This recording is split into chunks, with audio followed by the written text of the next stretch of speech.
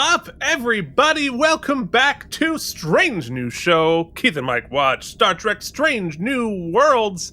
Today we are talking about the season premiere of Season 2, The Broken Circle. Here we are. We've got a facelift for Season 2. Mike, how you doing, buddy? Feeling good, Keith. Got a haircut, shaved my face, returned home off the ship. It's been nice. I mean, the Enterprise is in dry dock, so we decided to come home for a little bit of a rest bit. Our pre-show talk today was charged.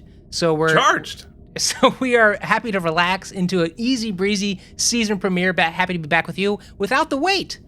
No wait between our seasons. We're right in. We like to give the people, Keith, if nothing else, we give the people exactly what they want and nothing more. Let me tell you, the charged part, it's not between us. Is Mike coming in feisty today? So I can't wait. Minutes before we started, I went for a run thinking that I could take a cold shower and be good for the show, but no, I am a million degrees and sweating. So if you were hoping that, like, hey, you know, the show's great, but I really wish there were more spicy, sweaty Mike, then you're going to get your full serving today. That's just upsetting.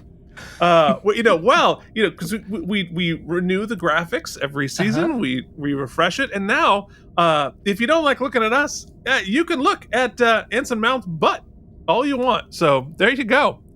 All right. So but I hope he didn't have anything spicy for lunch, Keith, or you're in trouble. I'm gonna get into the Dropbox and flip it every week. Oh boy. Okay. Oh, all right. Anyway, don't start. Don't you start. I know. All right. Before we get too far into it, we have to talk about last week's episode, which was the season finale of Season 1, A Quality of Mercy, and hand out your ratings out of 1 to 100 self-sealing stem bolts, of course. And we both loved it. I came in at a 97. You were at a 96. Which actually, you know, if you want to look at the season, you're wondering what our season averages were. Mine came in at a 79.7, really high for a first season episode. And you came in C+, B-, probably more or less. Well, yeah, but it's not. I wouldn't quite put it on a letter grade thing because it's 1 to 100, not like once you get down to 50, it's, I don't know, whatever. You gave it an 81.4, which gave us a combined average of 80.55, which is definitely very high for the first season. That's definitive. That is our show. Definitive podcast review of the season. I mean, it's science. I'm very comfortable with that, actually, with that number. Yeah, I think that's fair and very optimistic. Now, your ratings for A Quality of Mercy included JD's 94, Jason Moe 95, Worf's boat shivs, and Harry Pothead coming in with a 100. There it is, the first 100 of the show. Your average was a 96.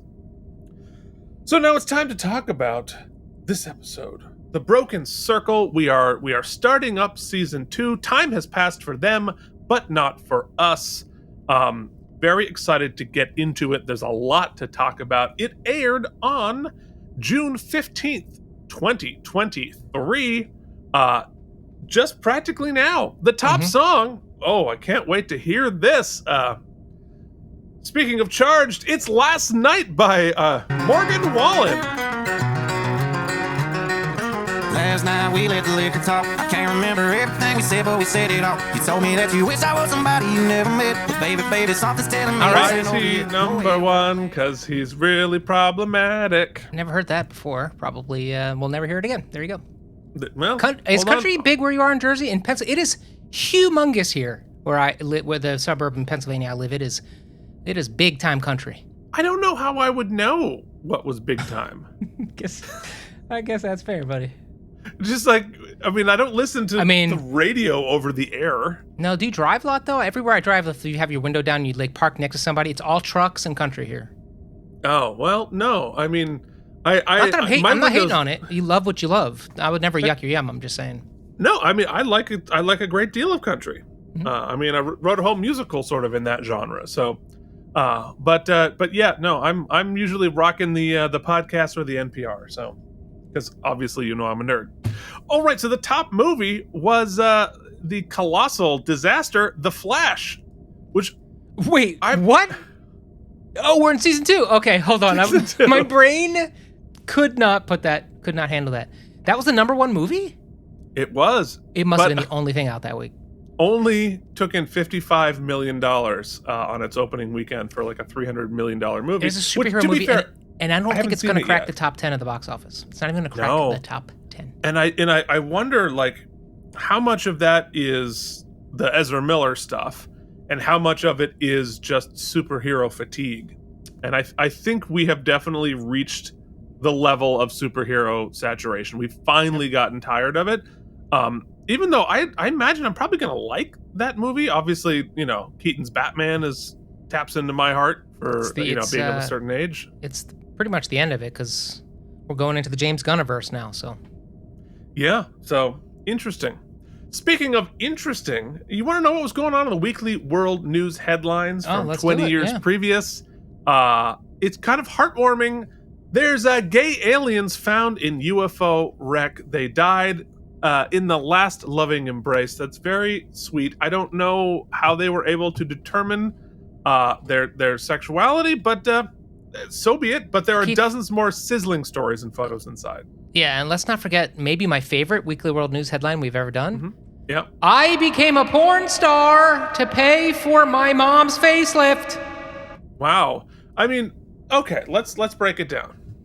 Now, Mike, I know you are someone who has made a great deal of sacrifices for your mom. It's true. You know, it's as our parents get a little older, we have to step up. We have to step up and step in. So are you? And apparently, I've stepped up and into porno because I have to pay for my mom's wrinkle facelift. Yeah. Well, so there you go. I mean, check out Mike's OnlyFans. At MikeyI99. Forget my student loans. Forget those. I've quit on those. I'm just going straight to pay off mom's facelift. Great. Well, it's very kind of you. So this episode, The Broken Circle, was directed by Chris Fisher, who also directed Equality of Mercy. So back to back. Also true of the writers, Henry Alonzo Myers and Akiva Goldsmith, the two of the 3 showrunners, also did this episode. So clearly, last episode was so good, they're like, let's copy paste and do that again. Gonna be, I can't wait to get into it. But before we do, Mike, we have to thank some folks. Keith, do you know that this show's facelift and a lot of the other doodads and baubles that we put into the show are brought to you by Bangles, baubles, and beads? Yes. Oh my. The patrons are who bring it to you every single week. And we like to take a moment to put this slide up. You went, it's a Kismet reference, but you went straight to Wizard of Oz. Well, it came first. Bryant Kimber, Biosock, Casey Clark, Jason Moe, Andrew Hayes, Jorge Navoa, and the mysterious, who apparently was staring direct to camera in another show. It was, that's a deep cut. Borfs, Big Old Boot Shivs, Charles Babbage, Richard Coleman, CRM Productions, Nikolay Ivanovich, Lobachevsk, Delusions at Noon, Steve Brown, YouTube viewer, JD Miggs, Colin Day, and Chris Mitchell at CRM, Pat, and Joshua Bren Cronin. We'd like to thank all of you. You can join the team. You get all kinds of good stuff. Me watching all the shows in real time, as well as AMAs, video games, things, other things, and the best things. Patreon.com/K and M. If you like to hear your name mangled and get the very best things, you can join our Patreon at patreon.com/K and M. Keith, people have run for president on less. The very best things. We're going to say your name, but it's probably going to be wrong. I don't really care. So, yeah, there you are. We will Adele Dazeem the hell out of you. Exactly. We should never... We know this both from your experience and when I tried not to be fat once. We should never record episodes after one of us has gone running. It's very, very bad. But you want to know what is very, very good? I don't... It's not... Now, Keith, I'll figure it out. I told you how to figure it. You're right. That's what I'll do. Oh, good God. Help us. Yes. Okay. So here's just a few little bonus fun things. This episode uses sets from Star Trek Discovery as the interior for the ship in the cavern. Very smart, very Star Trek. There's lots of reduce, reuse, recycling of sets from various things. Even back in Next Gen, they were using sets from the movies, and then the movies used sets from Next Gen. So it all works out. It's all Keith, let me ask you, because I've never asked you before, how is/was Discovery received? The first season was pretty much hated. Okay. I think it has found its audience now. I think it found its groove a little bit, and the people who stuck around, I think, were rewarded with an improved show, but not as well received as this one for sure. Okay. Proceed. The mugs used to drink the blood wine by the Klingons are actually measuring cups that are used in baking, and this is something that we see many times from the Klingons. I actually liked, because it's an Easter egg to back in the 90s eras where they were using the same mugs for Klingon blood wine. So there it is.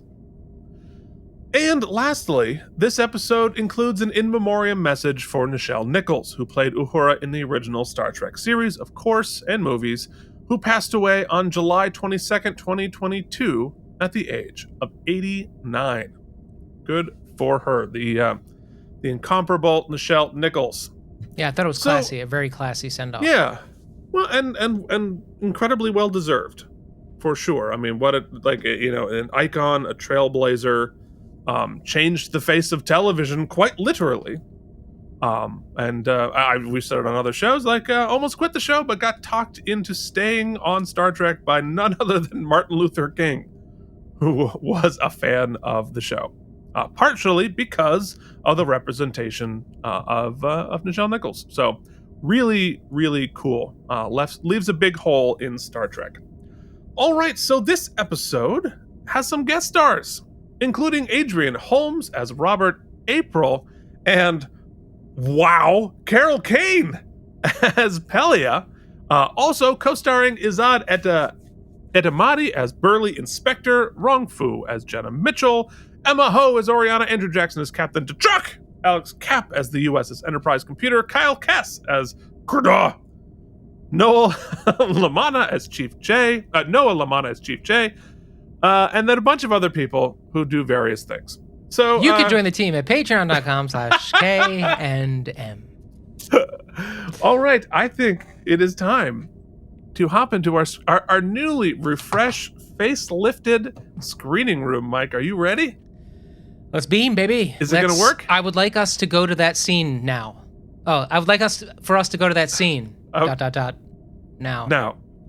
I won't give it away, but I am. All right, let's just roll.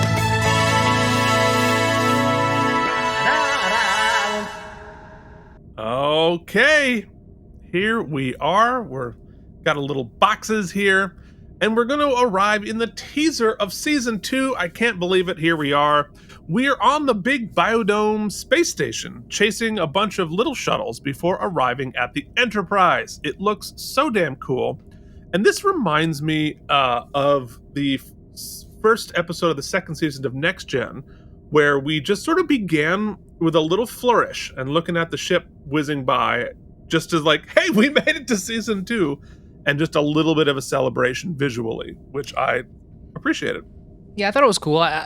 It would have been cooler had we not already been to Biodome dry dock, but we're there again. Well, but it's an iconic location. Yeah, cool. You know, I'm just saying. It's one of the things. Oh, whatever. Mike hates it. So the Enterprise is docked, getting some upgrades and R&R. But Pike senses that something is wrong with the brass, and we see a shot of Robert April looking nervous. But Pike is focused on number 1's plight. She zooms in from prison. Apparently, she can't get her lawyer on the phone. Federation lawyers are as eager to take this case as lawyers are to represent Trump. She thinks she might have to take a plea deal, but Pike wants her to keep fighting. He's going to fight for what's right.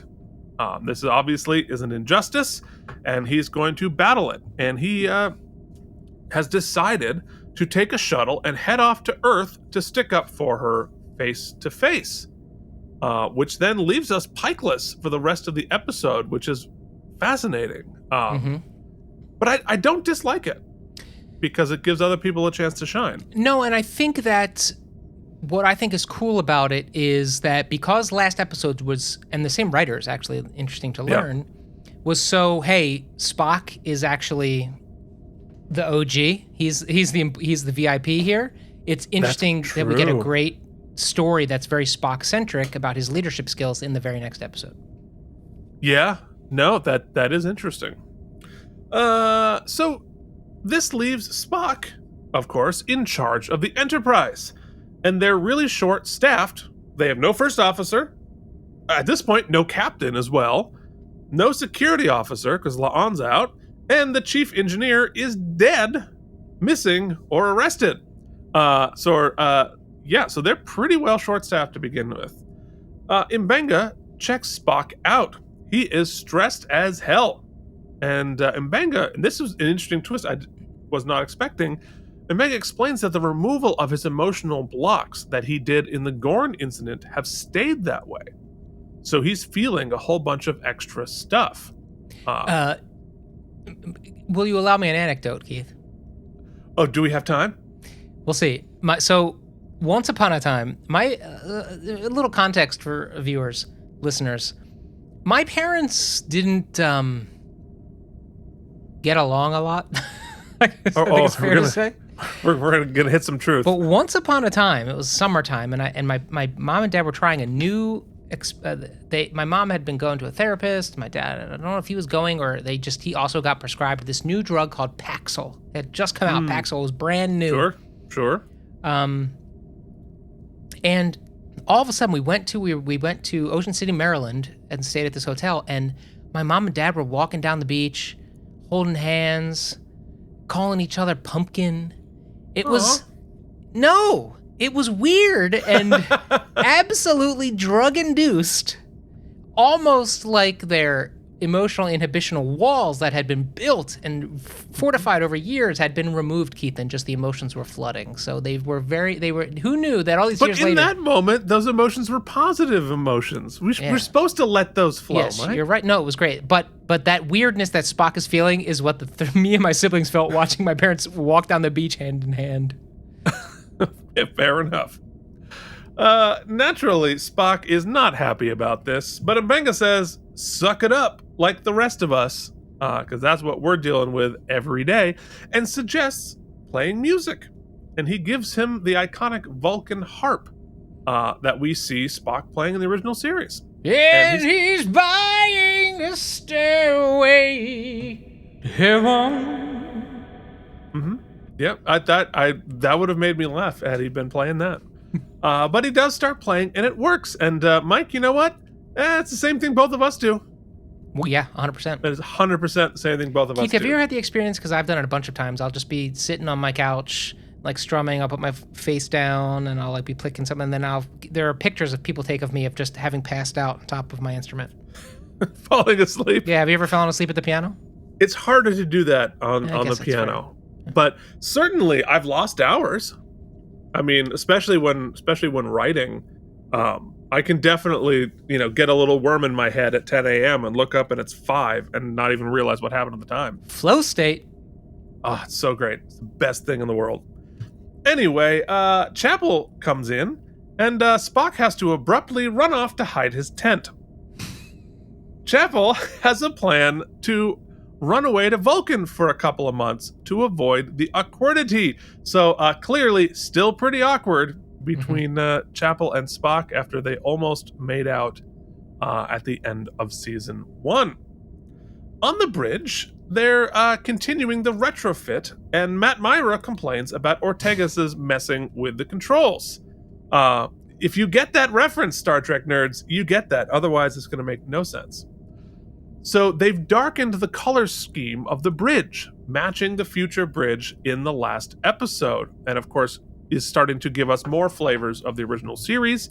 I like it. I think it looks cool. I mean, I like the white too, but it does begin to feel like a little bit like an Apple store. And this feels very very tied to the original series. Uhura doesn't want to do the Windows updates on the desktop until she has her laptop fired up. Makes sense. The IT guy continues our theme of, we're in space dock. What could possibly go wrong? Could you hit it harder, please? Yes. I would like to go there now. So a signal comes in, shocking, and she looks concerned. Meanwhile, Spock is playing his harp when Uhura comes in. She's detected a distress signal near the Klingon border, and it's from La'an. So Spock naturally goes to April for permission, and it's a hard nope. But Spock says, La'an says there's a threat to the Federation. But April's like, no, wait. Apparently La'an is on a dilithium mining planet near the Klingons, which the Federation and the Klingons share as part of their fragile peace, which is really fascinating, right? So they've decided, like, 1 month on, 1 month off, mining dilithium from this planet. It's a timeshare. It's a mine timeshare. It's a timeshare. Yeah, no, they totally got talked into it. Like, they got free breakfast, and all you have to do is listen to the talk. But somehow they both got wrapped into it. Looking for the kids' parents. She was out there looking for Newt's parents. Yes. And has discovered this whole something's going on here. And April's point was, we don't want you to go because it could be a trap, and because we're in we don't have the resources for you to go help a person who's on leave. That's part of it. I think the real issue is it's the Klingons month, and we don't want to piss them off. Right? Okay. That the piece is sort of tenuous there, that whatever that one person's deal is, it's not as important as intergalactic peace, based on all that. I mean, this episode does a really good job of reinforcing just how brutal and horrible that war was. Mm-hmm. And they're like, we do not want to do anything. Yeah, Dr. Mbega really drives that home pretty good. He really, beautifully, darkly, but really well done. So he's like, Lon's gonna have to fend for herself. So the Enterprise crew discusses it. It could be a trap, which I think is a fair point about this. But Spock says, we're doing this, and we're gonna Star Trek 3 the fuck out of it. We are going to steal the Enterprise. Also, today was chess day. It was definitely, it's always chess day for Spock, because he's got a lot of extra energy to burn while he's trying not to think about Nurse Chapel. That goes for a lot of people in this episode, if you're asking me. But oh, fair. So there are some slight changes to the intro. We go into our intro there. There's a couple of new visuals there, little adaptations. We go over a different, a biodome in the station, and I think that maybe there's more drums. That's everything. Every time I remaster something, there's more drums. So I think that's what happened there. So in Act 1, the heist begins with Mitchell starting some shit in engineering, mimicking a warp core breach. I guess Mitchell is going to be a semi-regular now. She was not a regular in the first season, but then by the end of the first season, she was just always the person there. Is she going to be the Chekhov who came in for season 2 and then became a regular part of the cast? I don't know. We're going to find out. Oh, hey, it's Carol Kane. Hey, yeah, what's up? Just there.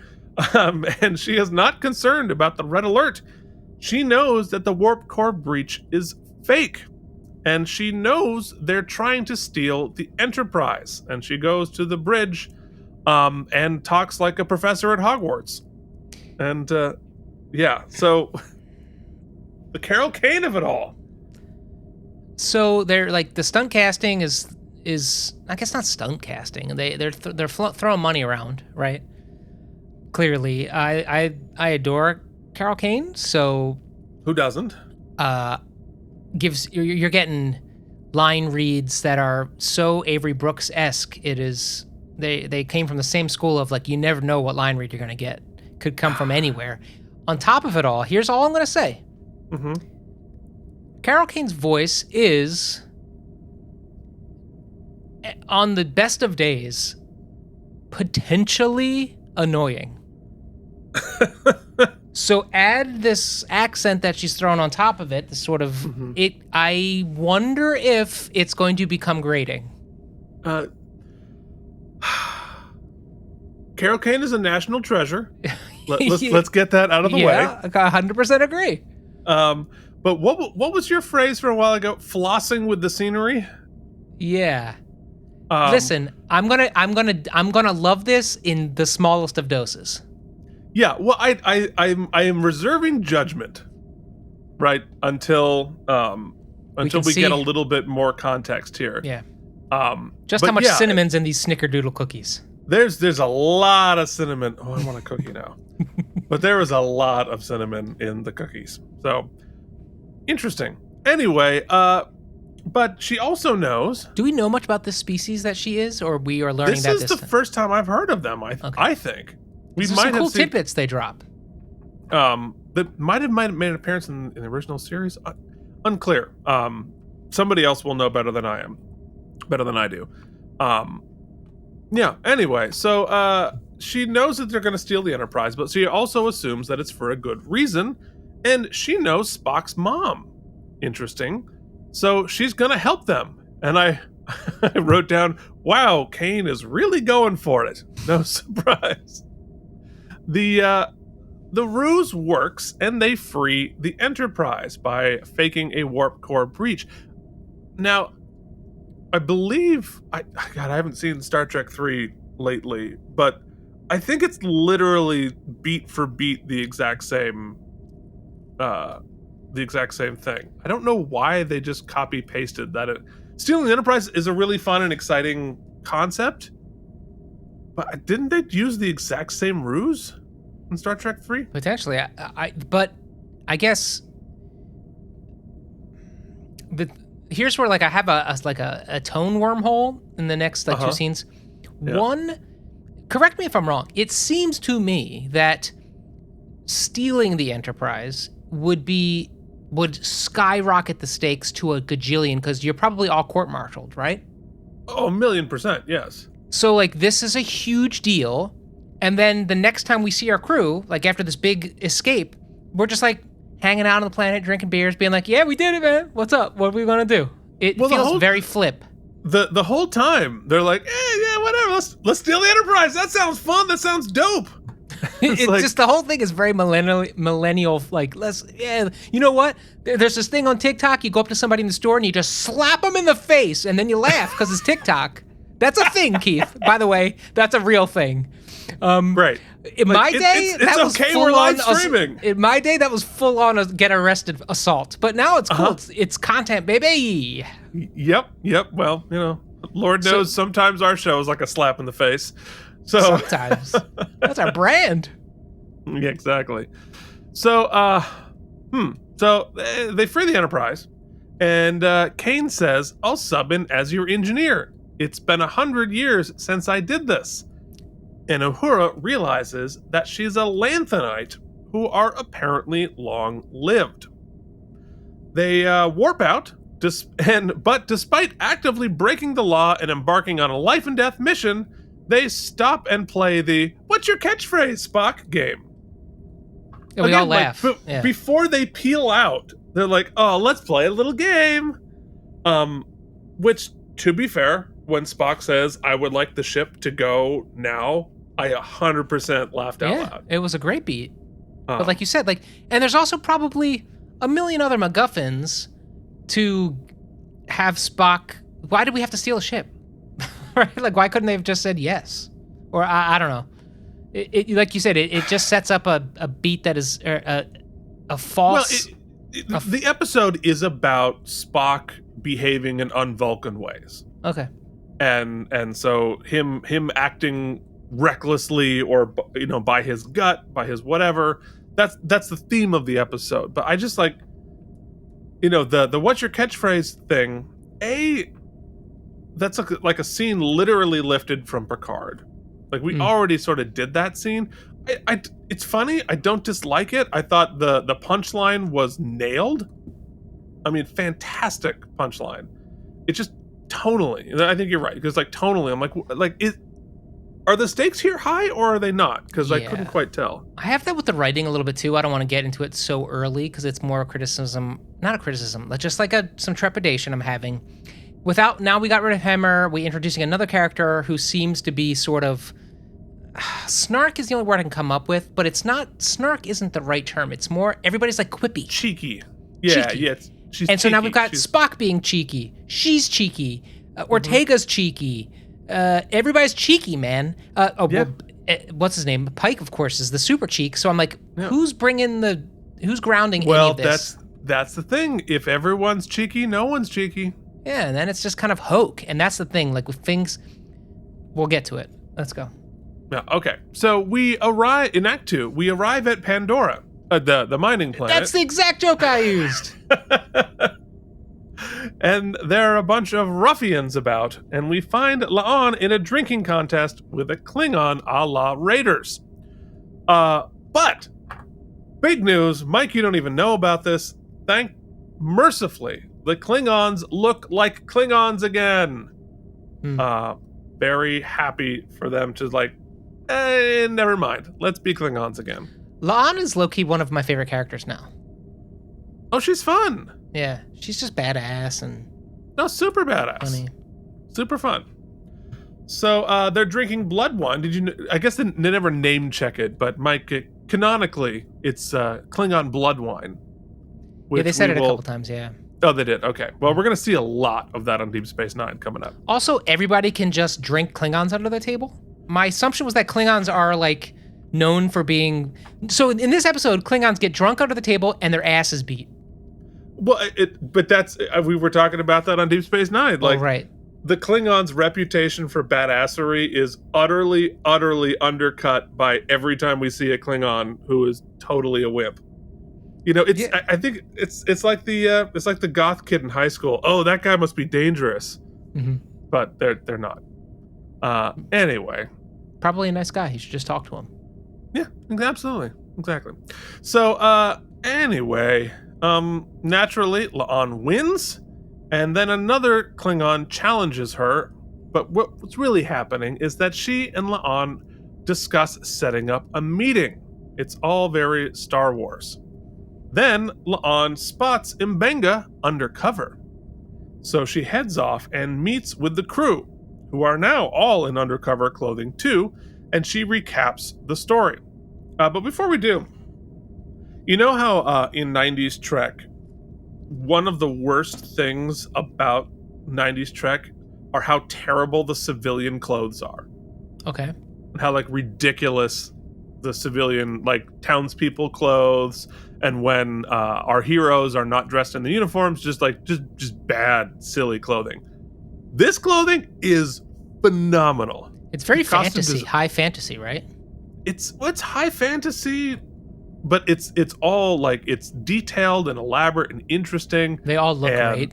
They all look great. I mean, it's incredibly flattering. But I think that's a budgetary and time issue, because on the 90s Trek, they're just literally anything we can find in the wardrobe, just throw it on the person. It's sci-fi. The volume looks great here too. Like that backdrop they're clearly not on this planet, but you do get a sense of scale and vastness. So I think it's pretty cool. Yeah. Yeah, so anyway, hats off to the costume design in this episode. So she tells the story of what's going on, La'an does. She's reunited Newt with her family, but there's trouble on Pandora. They've been making a ton of money on unobtainium, and so a syndicate of humans and Klingons profiting on it decided that they're going to make more money in wartime instead of peacetime, and have decided to try to restart the Federation-Klingon War. This I'd love as a storyline.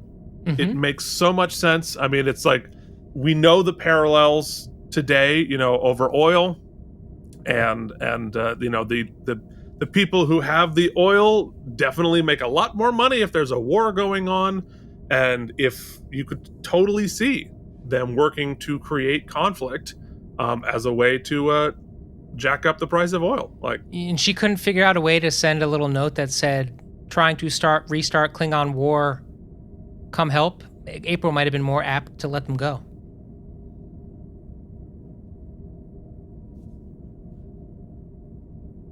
What? Yeah, I mean, I think that is totally fair, and that is once again, the wormholes of withholding information is definitely one of those things. Keith, why was there such a large gap of space there?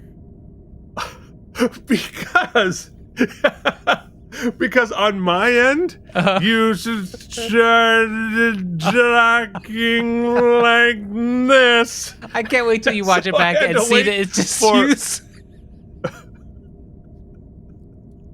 I was like, Keith, why do you think she couldn't just send the message? You were like, it looked like to me like you were really contemplating it. You're like, I was thinking really hard about it. I was like, oh, I didn't know. I knew that was going to happen. Okay, insightful question. Yeah, man, Mike really nailed that one. Well, I wish you could have seen what I saw and what I heard. Are we back up to speed on your side now? Yeah, we're all buffer city. We're not buffering. We're just low death. It doesn't matter. Who cares what I see? Okay. Anyway, weird, yeah. So, but I love this storyline. I love this plot. It makes sense. It has parallels to today. Yeah, it's good sci-fi. So apparently there was a big accident that happened that poisoned half of the town. Whether it was an accident itself, because I thought at the beginning that maybe the Syndicate staged the accident, made this happen on purpose, but then when I saw that both sides suffered from it, maybe it wasn't that. I couldn't figure out the logic of why that would happen, but maybe it's just a MacGuffin to get our characters where we, get the puzzle pieces where we need them to get to. And La'an doesn't actually know what they're building at this point, right? She just heard a rumor, pray tell. Yeah, she just knows that the Syndicate is up to no good and that their purpose is to try to restart the war. Mm-hmm. So, anyway, we also learn that Uhura has been promoted to ensign, and Chapel and Mbenga go to try to help the wounded, where we find Newt there with her parents who are sick. But luckily, Chapel is able to help. But then a Klingon lady comes in noticing that they are doctors and abducts them at gunpoint to go help them.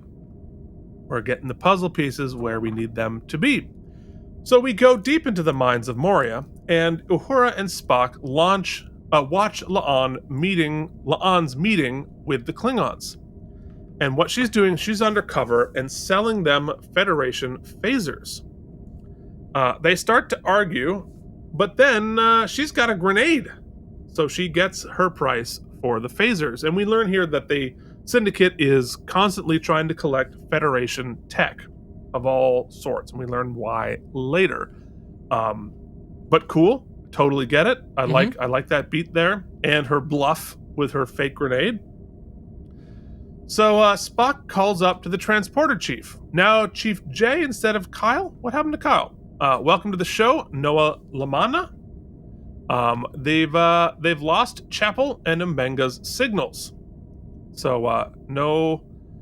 we got problems. We're starting to get problems. We know where they are. They've been brought to a giant cave, and inside of the cave, they're building a Federation ship. Cool idea. Yeah. I was already thinking that we were going to do a false flag thing, and then I'm like, confirmed. Very cool. I love this. Like, there's some parts of this episode where I was like, huh? But I love this idea. I love this storyline. I love them building a fake Federation ship. I actually like their plan too, because if Keith, you remember what I thought was going to happen at Quality of Mercy, I was like, I was writing the story, I thought they were going to have, when they brought the one guy forward and the Romulan commander forward so they could blow him up and say, hey, like as punishment, I wanted them to force him to fire phasers so we would be forced to fire back to start a war, which is the bad future. I was like, oh, now they took my idea and they made a story out of it. Well, we're doing a lot of brinksmanship, I'll tell you that. But the logic, Because sometimes Star Trek suffers from the logic of the bad guys not really being that great. But the logic here makes perfect sense. The execution I have questions about, but the logic here makes a lot of sense to me.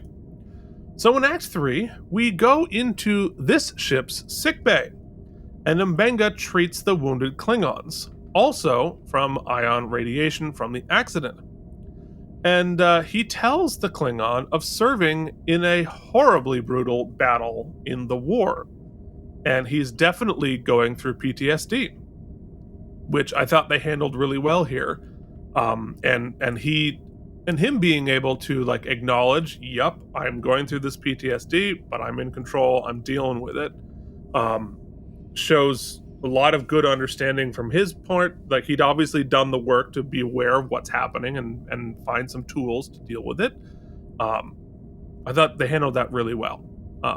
So anyway, Chapel thinks they might have photon torpedoes on the ship, which might be where the disaster happened, which actually explains. Okay, so now retroactively, the accident was leak from a photon torpedo. Because they're just like slapping this together. They're slapping it together, and they're trying to make this go, and so they would be, easily could have made a mistake with something. Conveniently, they're firing the ship up right now. We got kidnapped the moment they were about to take off with this plan. Isn't that handy? Yeah. That's great. But luckily we didn't have to even find the ship, Keith, because we just got kidnapped upon it. I know, it was really handy. The serendipity of a photon leak. We love that ion radiation. It really saved us. They need to get a message out, and M'Benga has a plan. He's got in his kit there some green Hulk goo. Handy to have, and they Hulk out, kind of literally, and are now able to fight their way through the Klingons. Obviously, in a hand-to-hand scene that is just a little too long. I was fine with it. Too many. It had 3 acts within it. Well, the stunt guy was really excited. Yeah, it's true. And we don't have to be 42 minutes. Yeah, no, and I totally get it. I mean, like, you're obviously dealing with the concept of war stimulants, which are very much a real thing. I think making it green might have been a little bit over the top. All I kept saying was, like, we can't give this fight a win-win. It has to have an asterisk in the history books because, it's performance enhanced. No, that's true. Yeah. It's Barry Bonds. They Barry Bonds their way through some Klingons. So, anyway, M'Benga interrogates a Klingon about the plan. He beats the crap out of him. Dealing with the PTSD, the guy ends up giving up the ghost. They have 30 folks here, and there's a transmitter on deck 13. And we hear the engines warming up. It's almost go time, like you said. M'Benga hacks the transponder on the ship to send a message while Chapel fights more Klingons with a lead pipe. I'm definitely not crushing less on Chapel here. Yeah. So they hop down a deck, and we do the same camera spin from last episode. I think maybe this is a signature of Chris Fisher. Mike getting nauseous. I keep getting VR sickness. Every time they do that flip, I'm like... What?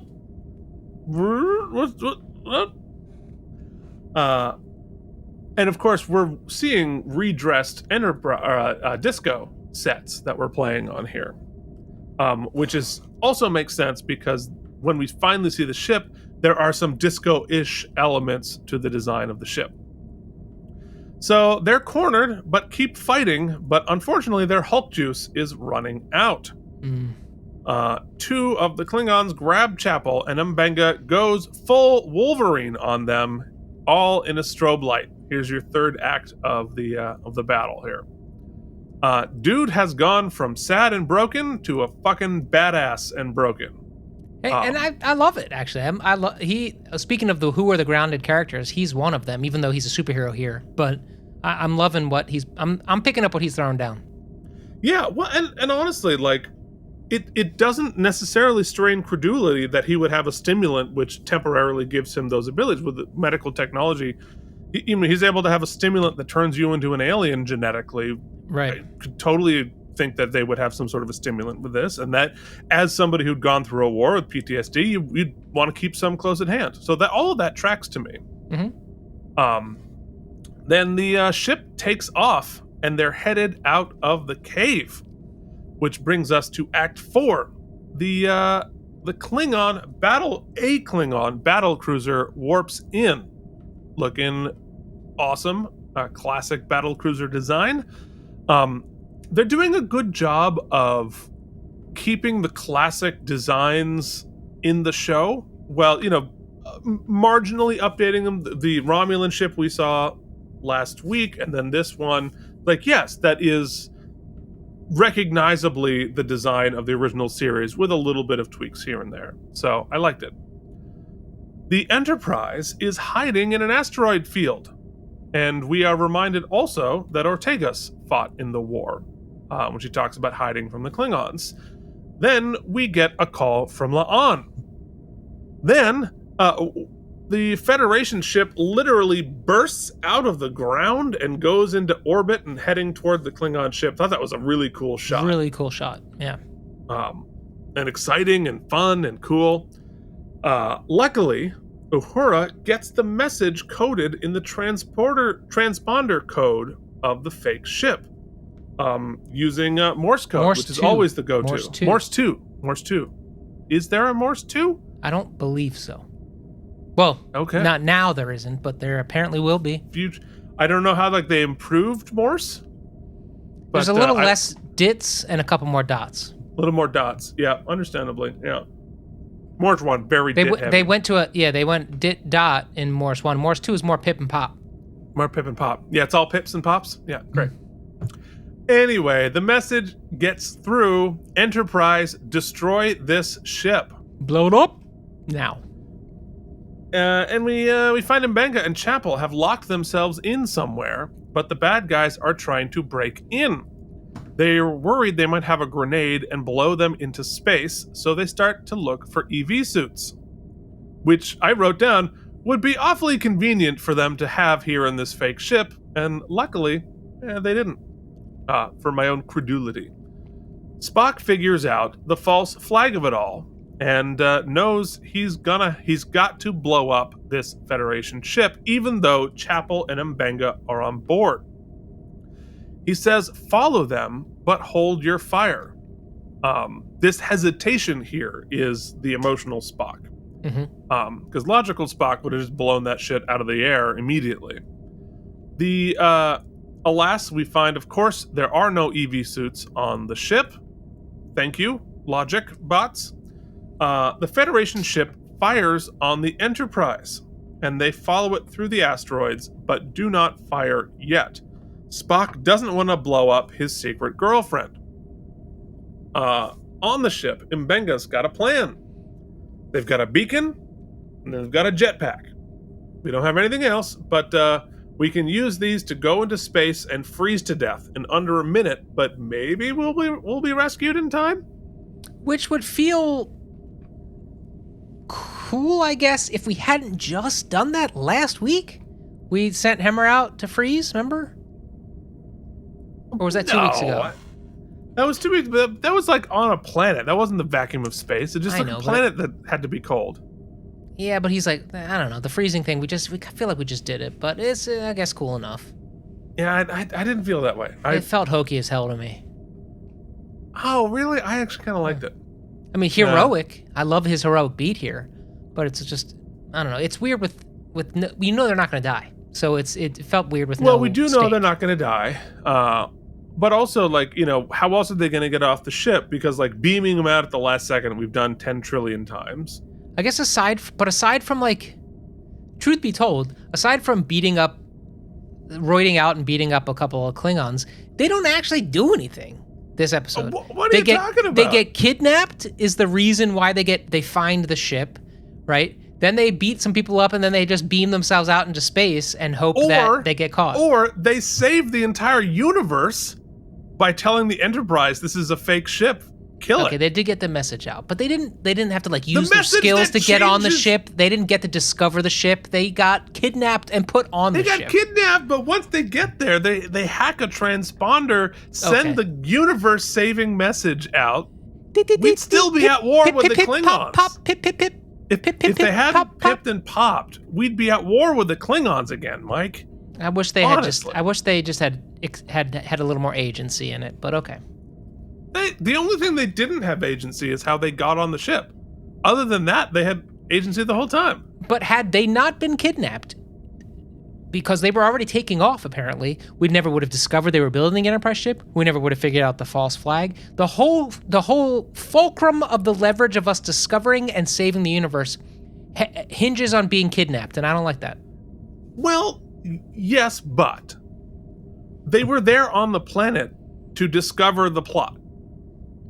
And Yes, they were I'm working hard unsatisfied to how that was- discover the plot. They You got would have La'an discovered doing it some other way.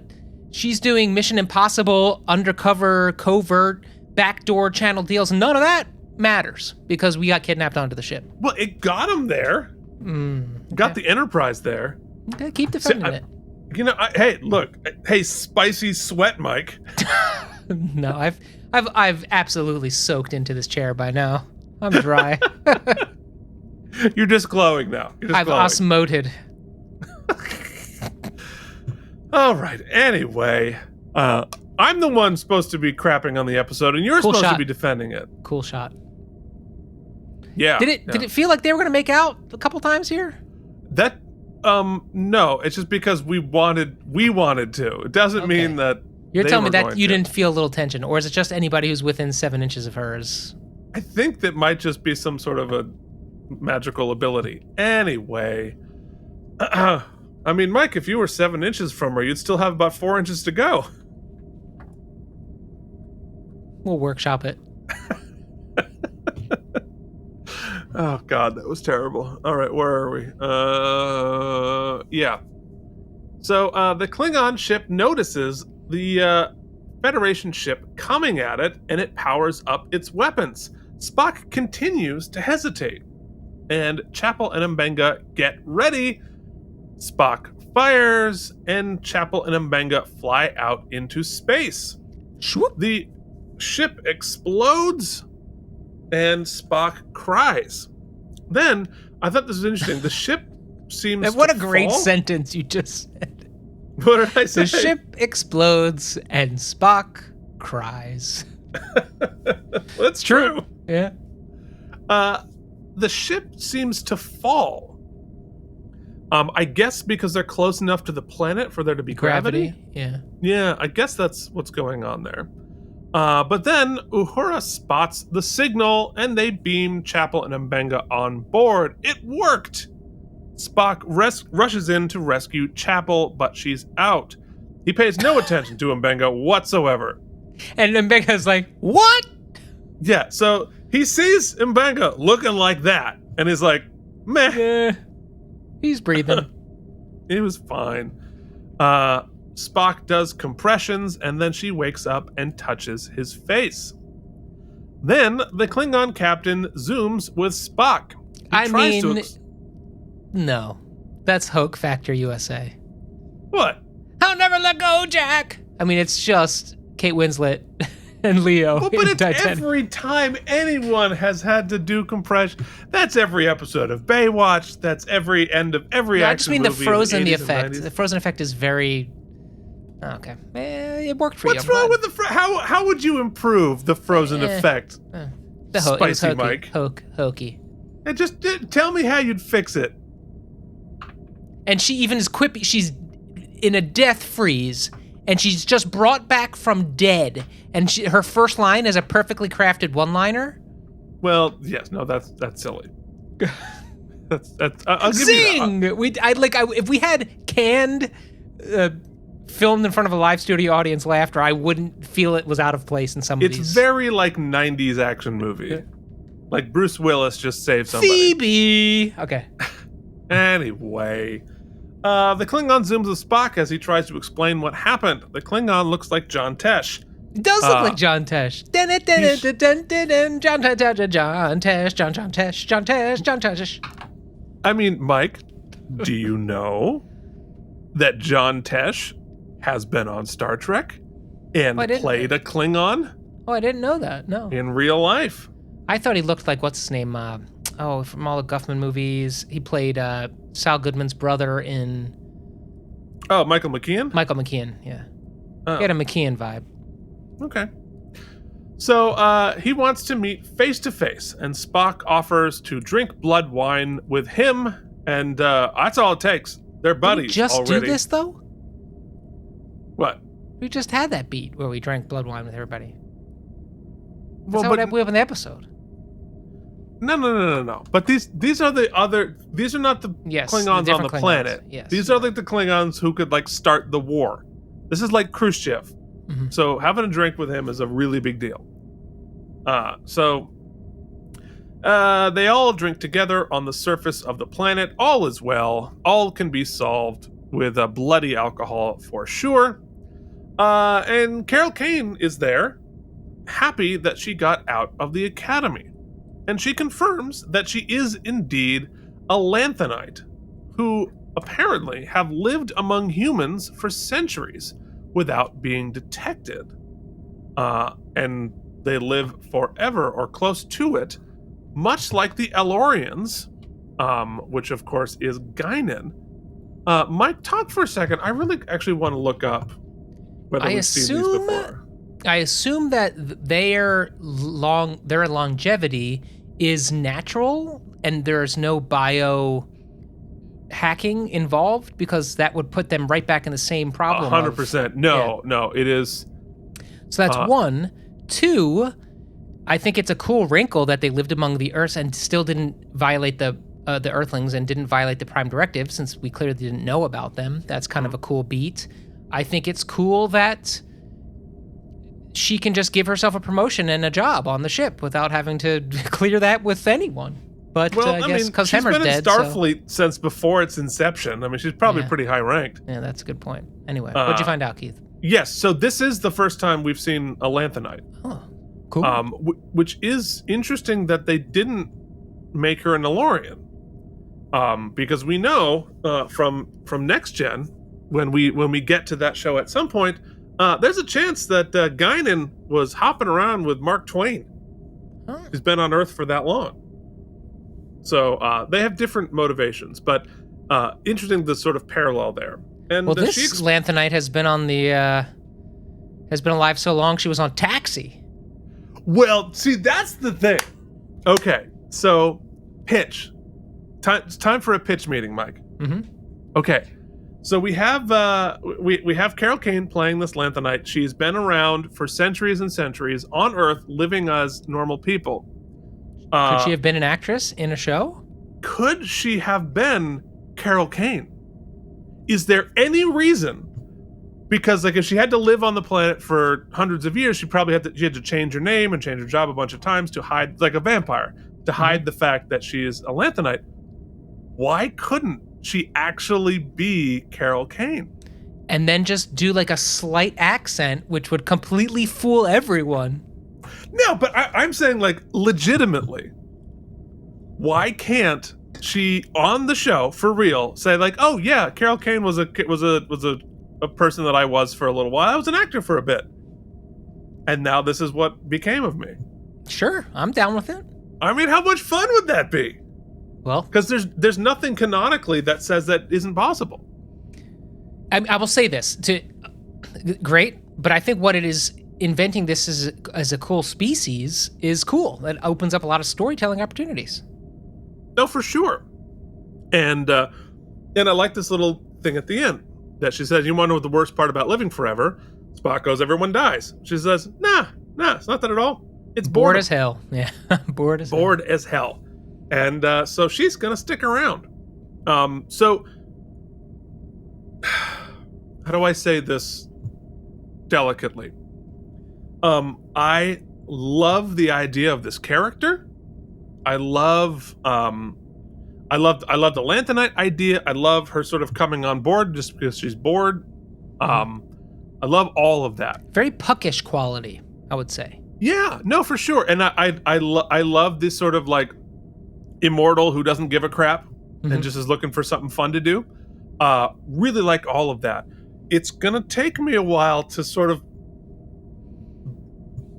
breathe in this performance. It's a strong chili. It's a real spicy chili. And I just want to make sure that I packed enough spare clothing to get through it. The number of times you shit yourself. Yeah. That's how strong the flavor is. Yes, Carol Kane's Even in this performance- introductory episode, I suspect, Keith, I don't know, but I suspect she was in a few other scenes, and they were like, you know what? We might have over Carol Kaned. We might have just had and snip and snapped a couple. Because she just appears in that one scene, and then there's little tag at the end, and they're like, yeah, maybe that's good. Her performance is strong to the point of incontinence, is what you're saying. Well, I did make that illusion. You sure did. Yeah. So, like I said, I am reserving judgment. I love the concept. I love Carol Kane. Let's see whether we find our way. Does feel like we're just kind of like market testing, like we did Hemmer. We're market testing another. Like, what are people going to want to buy? Can they make a good toy of her? That's my question. Obviously, there's a lot of cool things you can do with this character. We just might want to just simmer down, just a hair. Anyway, I don't see that happening. I don't either, and I don't mind it being broad. Like, I don't mind it being big. I don't mind it being broad. I don't mind it being Carol Kane. Now, I'll say this. Actually, I have a great... She doesn't need to turn herself up, is what I'm saying. It's good old Walshawn. It's the Grand Nagus, right? Also a bold flavor of Dorito. Very bold. But you're not eating Doritos every episode. You know what I'm saying? It's every once in a while, so your fingers only get orange a couple times. This, if it's every episode, that could be, I don't know. Like you said, we'll reserve judgment, but let's say we're putting a pin in our trepidation. But, I'm just now imagining the Grand Nagus as a main character on the show. Instead of Quark, it was Nagus every week. No, I want Nagus in addition. Nagus is just there on the on ops, like Grand Romulans. Doing like a report every episode, like a voiceover as the ship flies by. That's right. Station Nagus log. Nagus log. Mark 62.8. Can you imagine? I shit myself. Okay. Carol Kane came by and I lost continence.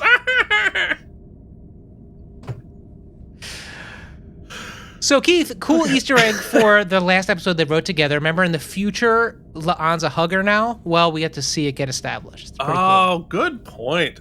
Well done. So, Newt says goodbye to La'an, and La'an's going to go back to the Enterprise. Meanwhile, Spock is getting hammered with the Klingons. And Hilarious. Groot? And Groot? Oh my god, I didn't even notice that. I am not officially Groot. Legally distinct Groot. I'm Doot.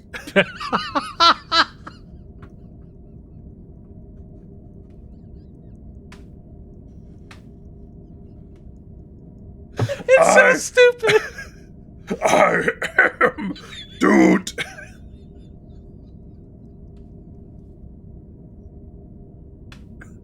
Oh, go ahead. We can't get stuck. You didn't see Doot the first time? I didn't see Doot the first time. If you're just listening to the audio only version of you're missing it. Go look up Doot. Yeah. Definitely go look up Doot. Oh boy. Whew.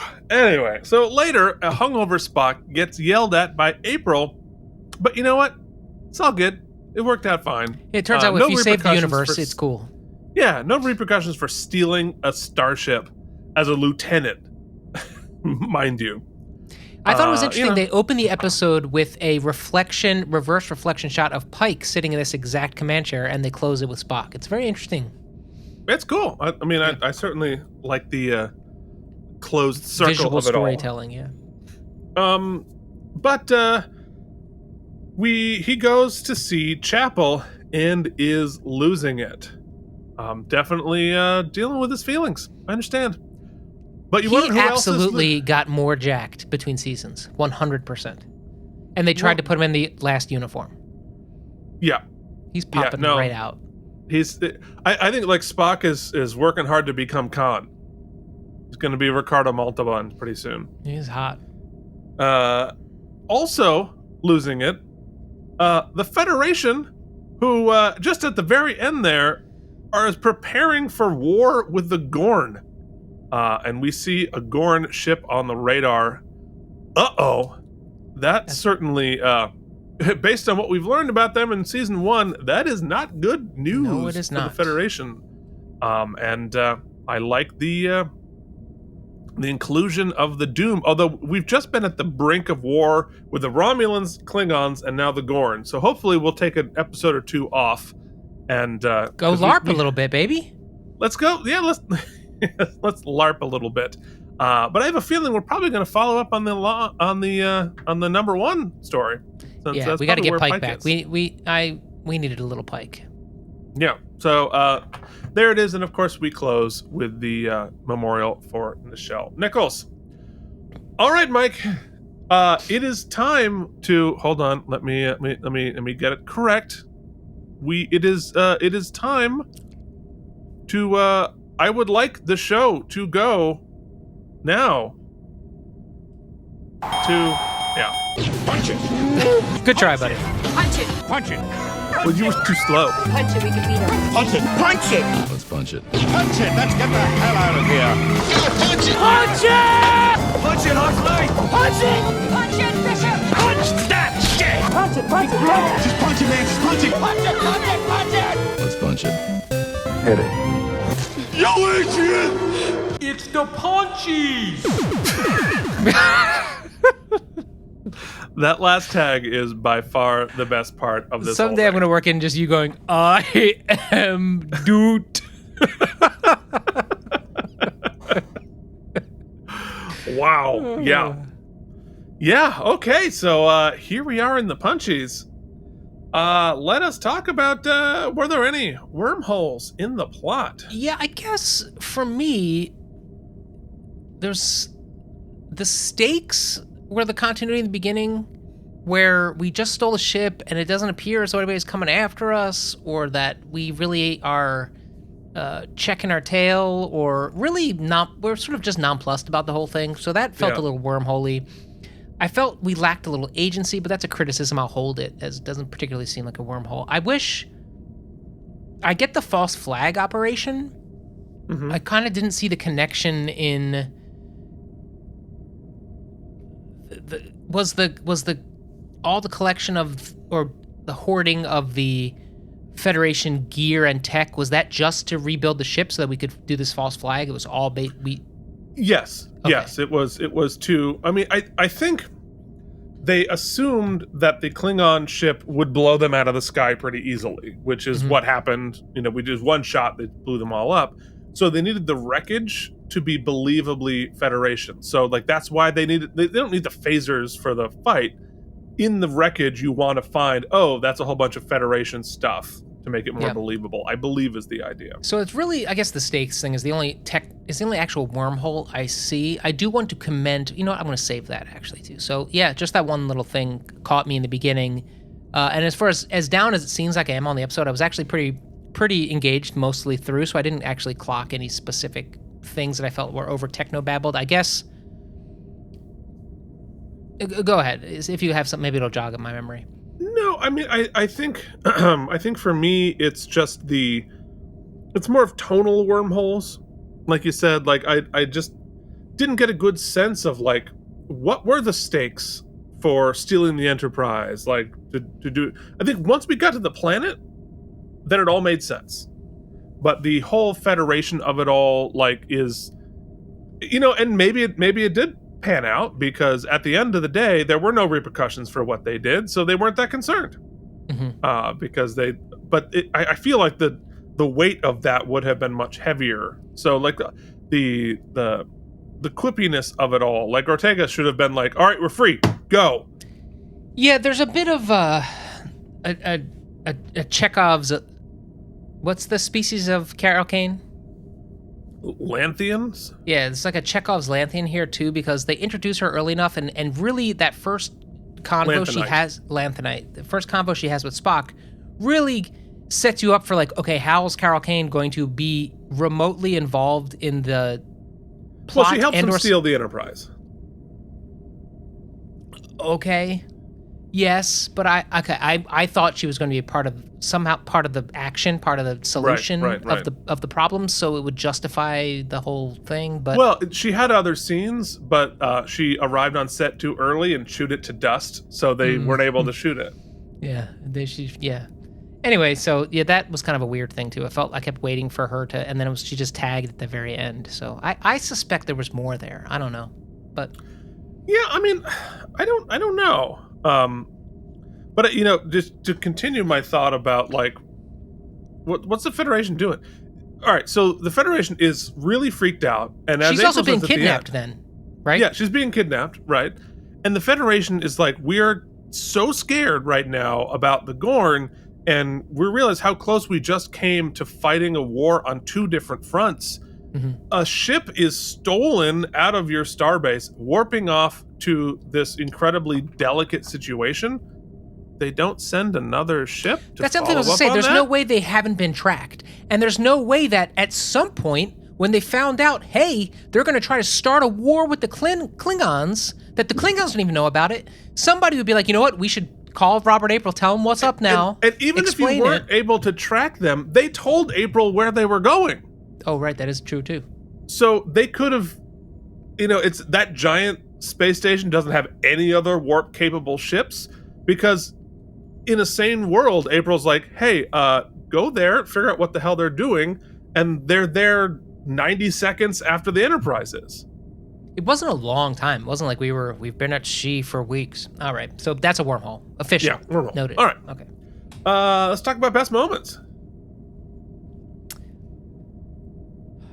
I actually thought there was a bunch of them. I really, but I'm gonna say, in a show, I thought there were some hokey bits, and I thought there were some tonal inconsistencies. But man, every time Dr. Mbega's on screen, and I'm gonna use the one where he's discussing his sort of PTSD, which is like a really cool character wrinkle, really informs a lot of the stuff we've seen and probably will continue to see, and it added context to the world we're in. It made it more lived in. We know that they're coming off, and it also helped show some biases and some residual, how recent the events of this conflict that we find ourselves embedded into took place. So I think that scene for me was probably the high mark for me in this episode. Yeah. No, and I literally wrote down the exact same thing. Before you said it, I wrote down treatment of PTSD. That I think that, so thematically, we saw it in a couple of different places throughout the episode, including Spock's, honestly. But I thought that performance in that scene was really, really well done. He's such a good actor. And I think the writing about PTSD, it seems like it was written by somebody who understands. Right, somebody who's dealt with it, somebody who get, and I'm one of them. So like I get it, and so it was very well done. And so I think that I really did like that. And so, but just for the sake of variety, I also liked the Hulk goo was a little silly. It shouldn't have been green. You didn't need to like lean into the Hulk. You know what? I think maybe this is my best one, but I'm like, this show, with this and with the Alien ripoff, suffers a little bit from too directly referencing other properties, and there's so many wink and nods to things that aren't Trek. That's what I was going to say. Like when it's Trek, it works, right? 100%. I didn't know the Star Trek 3 stuff, so Yeah. but I've read a bunch about that there's a lot of nods to it here. That's great. And they did it great in the last episode in the season finale. But it's when they bring in other properties, it feels a little insecure to make all these references to other properties. And this episode had like 4 different Marvel references. I forget what, and then the obviously the parallels to And then Pandora Doot's there. and Avatar, and Doot's there, and it's just like, guys, you're Star Trek. You don't need to make references to other properties. You're better than that.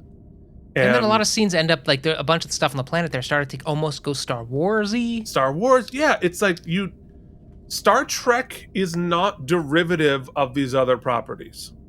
Star Trek was there before, I mean, Marvel was around, but only as a comic book. Like, you're the gold at the top of the mountain, not what washes down in the rivers and lakes below.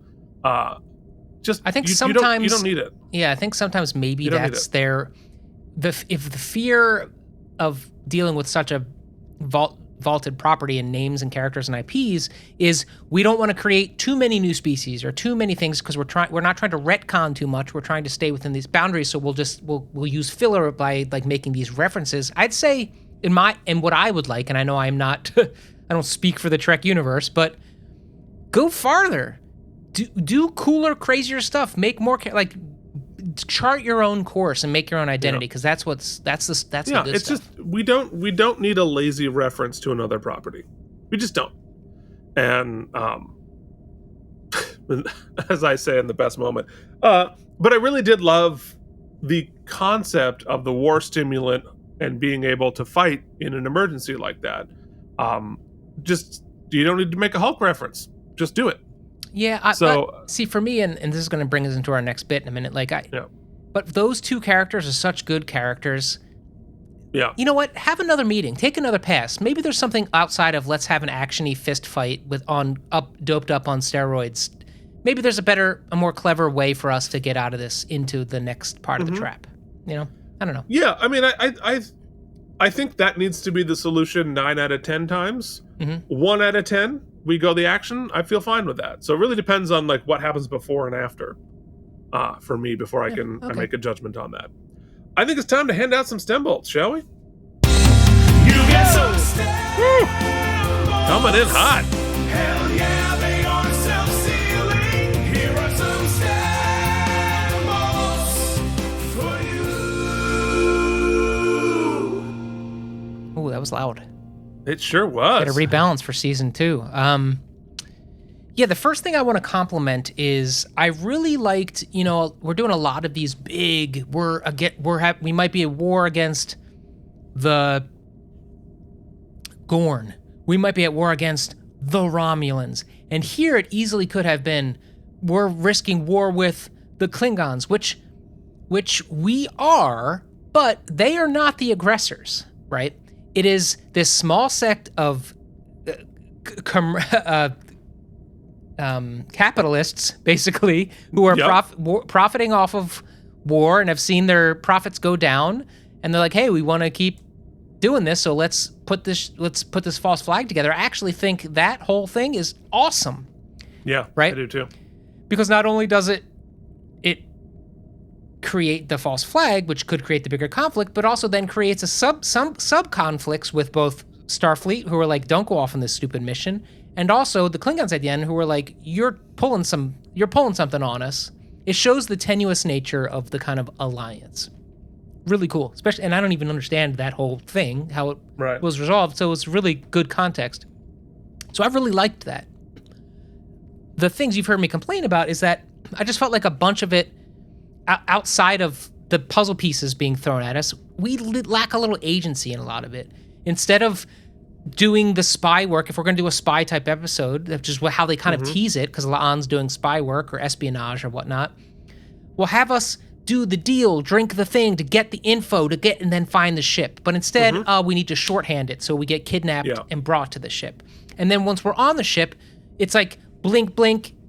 Before we have this one great scene, but before we can either figure out what's going on, the engines are starting, let's escape, fight sequence, we're trapped. I just felt like none of the cool characters on this cool, daring mission we've gone on have the agency to really be like, we were the heroes. Now, there are some political machinations that take place that were, and some big heroic moments at the end. It feels a little rushed. It feels, and I think this would have been much better fleshed out at feature length. Yeah. Right. Which, why not? Right. Yeah. We what's happening with can. Pike? Is Pike we have getting word of this? But you know what? I know Spock can handle it. What's the even Yeah. if we just get a couple scenes of what the response was to the ship being stolen. But I think doing exactly what you just said, right? We get to the planet, we know something is up, we use our spy craft, we sneak around, we dive in a cave, we whatever, and then the end of part 1, right, split it 2 episodes, is discovering the ship. Why is there a Federation ship being built in a cave? Yeah. How cool is that? Or how cool was it in the pilot where we became other characters? Why don't we become Klingons to do that? Like, there's some cool stuff. Anyway, right, and so that's that was a feeling. it's because it was rushed. It was like it should have been 90 minutes, not 50, and they could have told that story better. I like the continuation of the exploration of more human Spock. I like that they actually officially defined it here, whereas he lost a ship before, and the stuff with T'Pring and everything is kind of going wacky, and he's questioning it and discovering it. And now they've given us literally the technobabble or the health babble explanation as to what's happening. They've left it vague as to how long it's going to take, blah, blah, blah, but it's interesting. And I think his portrayal of Spock in going through this is really interesting too. I'm compelled by it, especially being given this.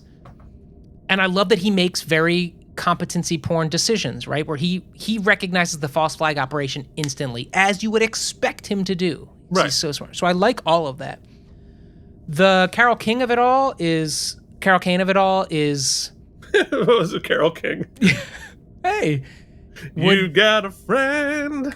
is TBD. I feel like that felt rushed too, or edited out, or maybe they were just like teasing it, like it is just a tease. I don't know. It just felt like, I don't know, something about it, the pacing, something about it didn't feel satisfying yet. Yeah. So that's just kind of a feeling. I didn't dislike it, though I feel unsatisfied by it. Mm-hmm. And there are things to like.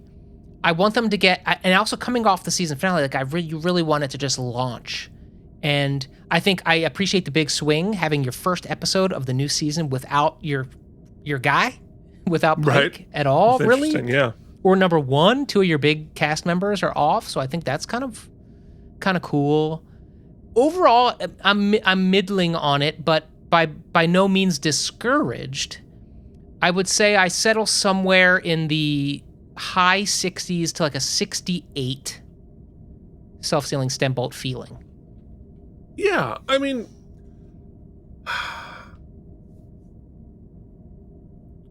I'm so torn on this episode because the story of the episode I really like.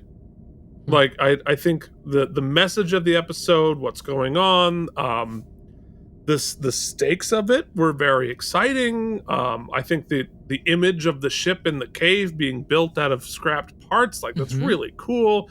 The false flag, the motivations for the false flag, all of that. I'm like, hell yeah, this is great. I love all of this. I love the treatment of PTSD and like hearkening back to like the Klingon War, which just happened. You can't, like, that hangs over everything. It's like being in New York on, in 2003. Like, it's just, it's in the air. It's constantly there, and you can't escape it. And I think that's true of the Klingon War here. So it's not that there's anything here not to like, other than just sort of the execution of it wasn't as good as the idea. I think is where I'm feeling about it. So I didn't dislike it as much as you did. But I also, halfway through it, I'm like, this is gonna be amazing. And at the end, I'm like, it was all right. It was pretty good. And so, yeah, I'm curious to see where we go with all of this.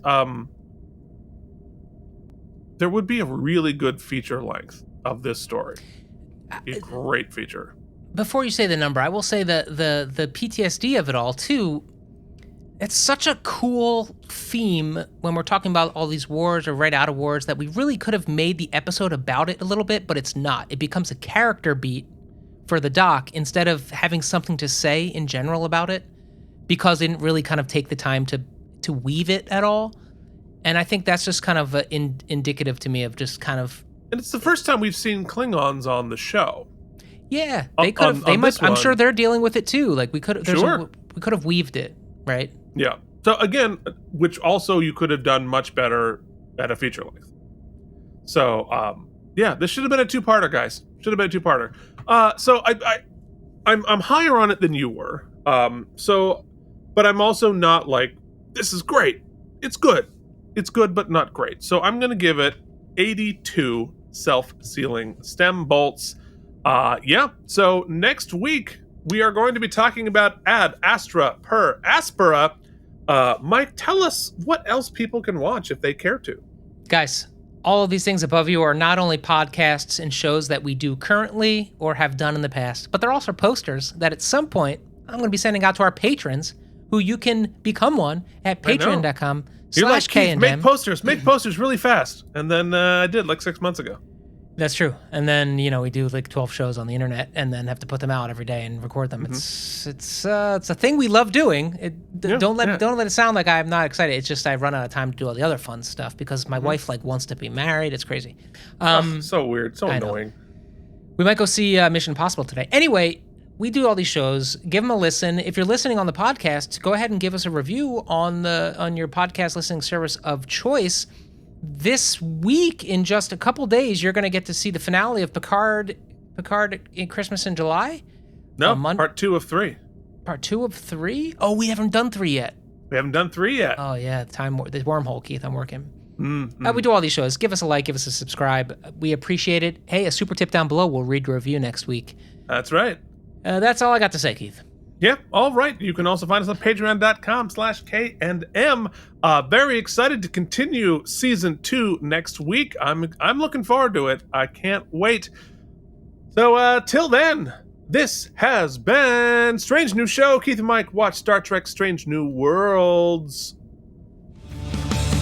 Thank you for watching K&M Entertainment. If you enjoyed our particular brand of nonsense, please like and subscribe. Or become one of our patrons at patreon.com/K&M. I am Doot.